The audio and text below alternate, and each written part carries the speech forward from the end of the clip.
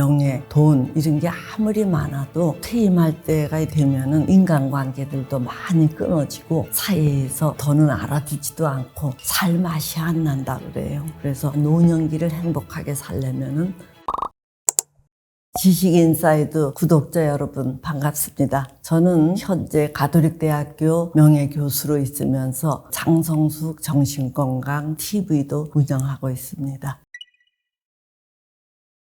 우리가 퇴임할수록 자기관리에 아주 투철해야 된다고 봐요. 즉 자기관리라는 것은 외모에 대한 단정함에서부터 품격 있는 말이라든가 이런 게 있으면은 주변에서 돈이 있든 없든 저 사람은 품격이 있어 보인다든가 이렇게 취급을 하지요. 품격이 있다라는 것은 다른 말로 얘기해서 어떤 항목을 갖췄다 이거보다도 가장 근본은 사람을 소중하게 여기고 사람에게 예의를 갖추고 사람을 접할 때 단정하게 하고 이제 이 모든 것의 뿌리는 사람에 대한 존중이거든요. 주변에서 좋아 안 할 리가 없지요. 만나면 기분 좋고 뭔가 대접받는 것 같고 그러니까 이런 분들은 그나마 동료가 아니더라도 주변에 사람들이 슬슬 꼬이지요.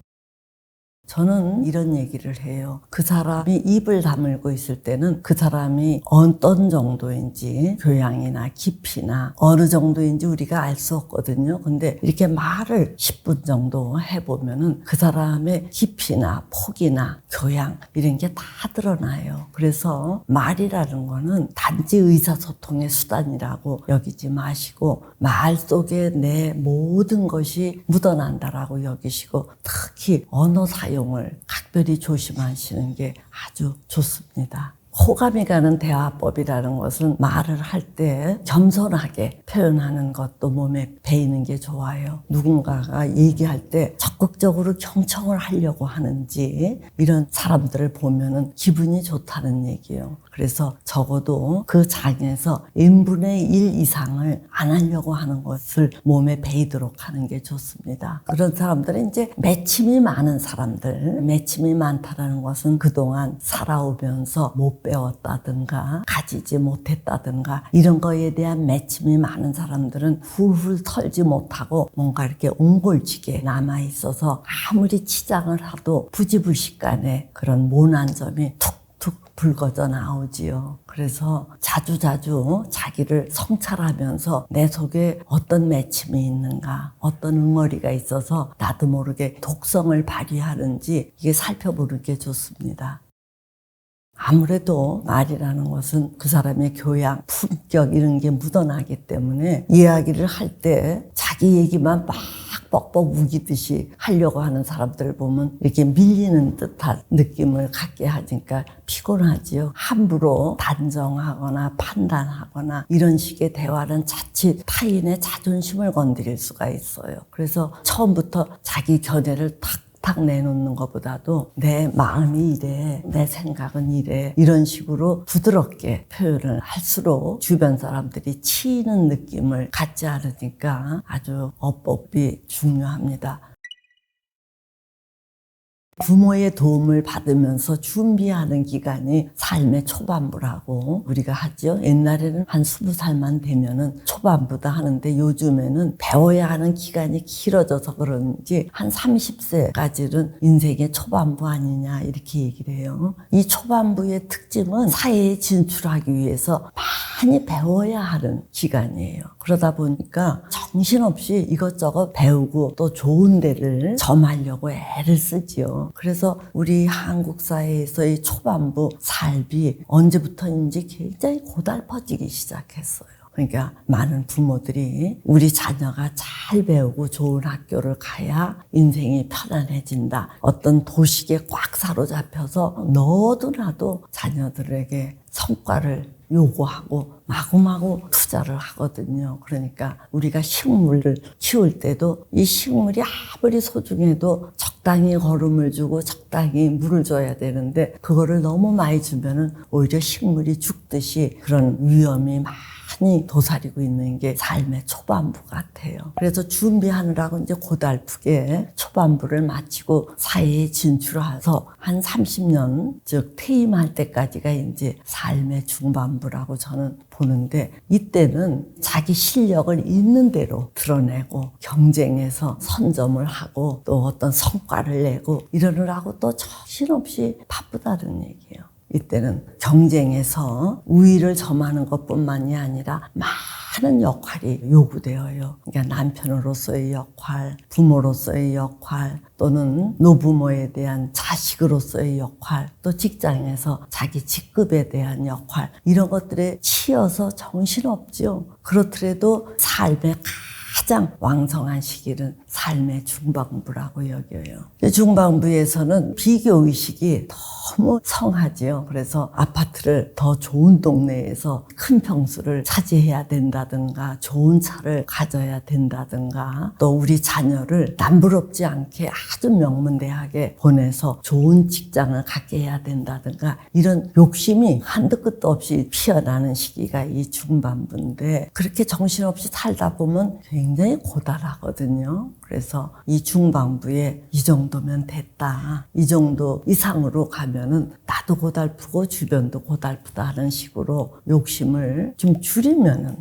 훨씬 삶의 질이 좋아진다는 거예요. 아무리 좋은 아파트, 좋은 차 굴리더라도 내가 고달하거나 피곤하면 그게 뭐 그렇게 대단한 거겠어요. 그래서 조금 그런 욕심, 비교 이런 것들을 내려놓으시고 여유작작하게 살고자 의도적으로 애를 쓰시는 게 좋습니다. 이제 후반부가 되면은 왕성한 활동에서 풀려나거든요. 이럴 때 사람들이 상당히 울적해지기 딱 십상이에요. 인간관계들도 많이 끊어지고 사회에서 더는 알아주지도 않고, 그래서 많이 울적하기 쉬운데, 저는 이때야말로 그동안에는 뭔가 배우느라고 활동, 역할, 기대에 부응하느라고 정신없이 바빴는데, 이 후반부가 되면은 이제야말로 자기가 하고 싶은 거를 할 수 있는 절호의 기회가 아닌가, 저는 그렇게 생각합니다. 그런데 이제 후반부가 되면은 아무래도 인간관계도 자꾸 떨어져 나가게 마련이에요. 그러니까 어쩔 수 없이 이제 이 고독을 견딜 수밖에 없는데, 이런 때를 대비해서 여러분들이 미리미리 혼자 즐길 수 있는 거, 취미 활동 같은 것들을 마련해 두시면 아주 좋겠습니다. 물론 노년기에도 인간관계가 풍성하면은 금상첨화인데, 그게 이제 아무래도 주니까 그때를 대비해서 혼자 즐길 수 있는 취미 또는 봉사 이런 게 덧붙여지면은 아주 근사하지요. 40년 이상 했지요. 만난 내담자 수를 대략 9만 명, 조만간 10만 명에 육박한다고 볼 수 있습니다. 사람들이 일을 할 때에는 많은 사람들하고 부대끼면서 정신없이 사는데, 은퇴를 하고 나면은 가장 큰 문제가 단절이에요. 직장에서 밤낮으로 보던 사람들하고도 연락이 끊기면서 단절이 되니까 고립감에 굉장히 힘들어들 하더라고요. 그래서 은퇴하신 분들 중에 불면증, 우울증 이런 것들을 앓는 분들이 의외로 많아요. 돈하고는 관계없이, 돈이라는 것은 우리가 살아가는데 쾌적함을 제공할 수 있을 정도의 돈만 있으면 되잖아요. 그러니까 일할 동안에 너무 과업 중심적으로만 일을 하고 사람을 가까이 하거나 소중하게 여기지 않은 분들은 이 퇴임하면서 인간관계가 아주 싹 끊겨요. 근데 이제 인간관계라는 것은 우리가 건강하게 사는데 없어서는 안 될 필수 조건이거든요. 우리가 명예, 돈 이런 게 아무리 많아도 같이 대화하거나 또는 서로 교류할 사람이 없으면은 지루하고 막막하고 아주 무료해지니까 살 맛이 안 난다 그래요. 특히 퇴임하고 나서는 그동안에는 출퇴근하면서 서로 바빠갖고 단점이나 장점 이런 것들에 대해서도 예민하게 보지 않고 지내는데, 퇴임하고 나서 함께 있는 시간이 굉장히 길다 보니까 조그만한 차이점 이런 것들도 그냥 대충 훌렁훌렁 넘기지를 못하니까 그때부터 첨예하게 부딪히면서 갈등을 많이 하더라고요. 그러니까 퇴임하시고 나서도 집에만 계실 게 아니라 친구, 공부 또는 취미 활동 이런 거를 위해서 외출을 자주 해야 가정 내에서의 불화도 적어져요. 우리가 또 퇴임할 때가 이렇게 되면은 자녀들도 이제 웬만큼 컸잖아요. 자녀들하고 평상시에 아주 친밀하게 지냈으면은 자녀들도 부모님이 얘기하는 거를 귀담아 듣는데 그동안 너무 바빠서 관여도 안 하고 대화도 별로 없던 분들은 퇴임하고 나서 시간이 많으니까 자녀들에게 이것저것 얘기를 하고 싶어 하는데 그때는 이미 자녀들이 부모와 대화 안 하는 거에 익숙해져 있기 때문인지 내 인생은 내가 알아서 하는데 뭘 이렇게 말씀이 많으냐 이런 식으로 거부를 하니까 부부간의 갈등뿐만 아니라 자녀 간에도 껄끄러운 일들이 많지요. 즉 인간관계라는 것은 얼마나 후하느냐 얼마나 너그러웠느냐 이런 것과 직결이 되어 있거든요. 인간미가 있어야 뒤늦게 외롭지 않다는 말씀을 꼭 드립니다. 나이 들어갈수록 똑똑하고 아주 유능한 사람보다도 편안한 사람이 좋아요. 그래서 나이 들어갈수록 우리는 스톱을 하고 그러려니 하고 특히 난척하지 않는 사람. 난척하지 않는다는 게 무슨 뜻이냐면은 의외로 많은 사람들이 노년기를 맞이해서 헛헛해서 그런지 있는 척, 아는 척, 잘난 척 이렇게 척심들을 발휘하더라고요. 그러면 이해는 돼요. 그게 이제 그만큼 왕성한 활동을 지나고 나서 나도 모르게 초라해지는 것을 만회하고 싶어서 그러는가 본데 사실 이렇게 척하는 사람 옆에 있으면은 피곤하고 짜증나고 그래서 결국은 도리어 사람들을 자꾸 피하게 만드는 거거든요. 그러니까 나이 들수록 말을 아끼고 수더분하게 그러려니 하고 넘어가지고 이런 덕목을 지닌 사람을 옆에 두도록 하시는 게 좋습니다. 이제 말이 통하면 우리가 기분이 좋아지거든요. 근데 이제 숫자가 많고 그러면은 이게 피상적으로 필요에 의해서 이렇게 하는 경우가 있는데 단 한 사람이라도 마음과 마음이 통하면은 마음이 푸근하고 편해지고 즐거워진다는 얘기예요. 그러니까 너무 많은 거에 신경 쓰시지 마시고 한두 사람이라도 교류 교감이 되면은 우리가 행복감을 느낄 수 있다고 봅니다. 우리가 한 사람을 진득하게 사귀기도 힘든데 많은 사람들이랑 하는 거는 이게 관리지 그 사람하고 진정한 교류 교감을 하고자 하는 건 아닌 것 같아요. 그런데 이제 너무 숫자에 연연하시지 말고 마음 통하는 사람 한두 사람은 꼭 있어야 내가 즐겁다는 얘기예요. 아무래도 불평불만이 많은 사람들은 옆에 두면 성가시지요. 남 얘기 좋아하고 이런 사람들은 옆에 두면은 아무래도 피곤하거든요. 이제 그런 사람을 조금 가리시면 좋을 듯 합니다. 그렇다고 해서 예스맨으로 나를 막 이렇게 동조해 주는 사람들은 어느 순간 이게 뭐 하는 짓이지? 또는 피곤하다 그러면서 갑자기 잠수를 타는 그런 태도를 보이기 쉬워요. 그래서 인간관계라는 거는 너무 내중심적으로 하면은 사람들이 떨어져 나가고 또 너무 맞추는 사람들은 어느 순간 잠수를 타요. 이제 못 견디니까. 그래서 이게 자연스럽게 주거니 받거니 이런 대화가 원만하게 되어야 그게 좋은 관계지요.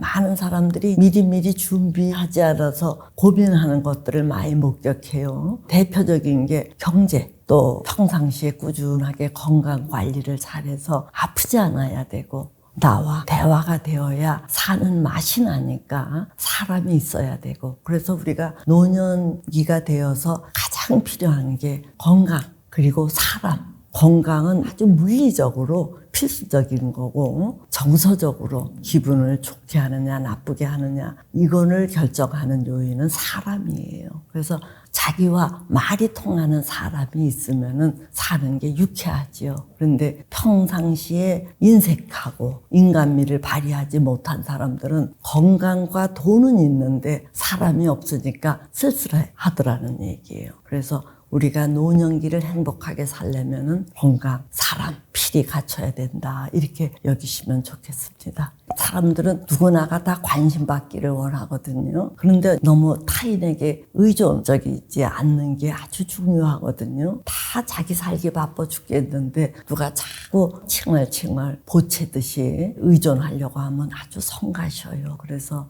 내 문제는 내가, 내 정서는 내가 관리한다라는 식으로 이 자립적인 태도, 그러면서도 타인에 대한 배려, 이런 것들이 몸에 있으면 아주 매력적으로 보이지요. 어떤 문제라는 것은 다 대화 부족에서 생기거든요. 대화 부족에서 오해가 생기고 또 자기 나름대로 이제 곡해를 하면서 점점 갈등이 증폭이 되는데, 갈등이라는 것은 욕구들 간의 충돌에서 빚어지는 거거든요. 그러니까 자기가 욕심내거나 기대하는 게 너무 과하지는 않은지 그거를 늘 이렇게 살펴서 너무 과한 욕심이나 기대 이런 것들을 자꾸 부리면은 상대방하고 충돌이 되게 돼 있어요.